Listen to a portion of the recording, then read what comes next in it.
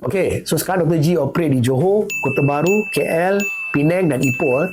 So apa beza orang-orang Kota Baru, orang Johor Baru, orang KL, orang Penang dan orang Ipoh?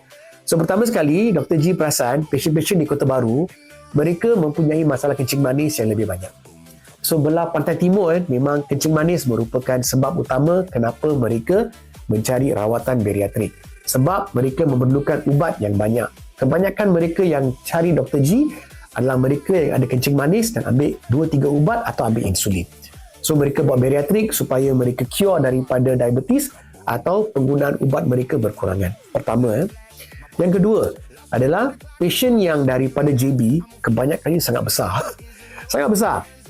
140 kilos, 150 kilos dan kebanyakannya adalah mereka yang dah cuba cara rawatan lain dan mereka tidak diberi kaunseling berkenaan dengan bariatrik. So mereka datang first time, tiba-tiba terkejut dan ada rawatan yang boleh bantu diorang kurus dengan cepat, sihat dengan cepat. Dan perbezaan paling ketara dengan pasien-pasien di Ipoh adalah kebanyakan pasien yang buat di Ipoh bukan daripada Ipoh.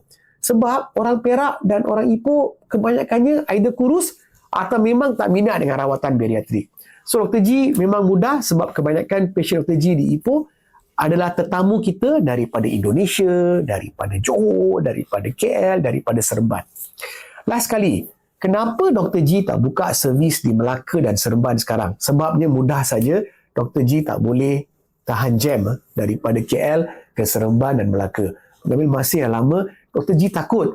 Dr. G dari KL, tiba-tiba nak pergi Seremban, stuck dalam jam, pasien tengah tunggu, servis pun tak bagus.